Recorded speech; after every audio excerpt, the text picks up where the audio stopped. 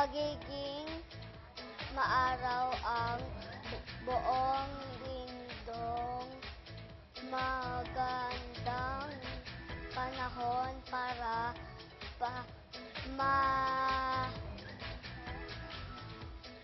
matuto at maglaro. Samantala,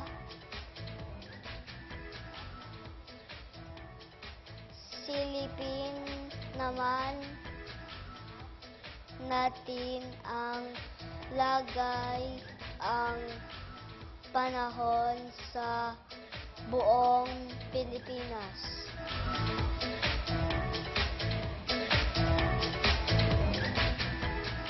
Sa Luzon, Visayas, at Mindanao.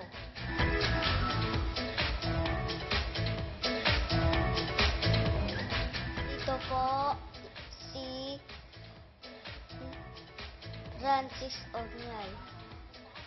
Sa bawat pagsubok ang panahon, laging tatanggaan ang buhay ay Weatherland.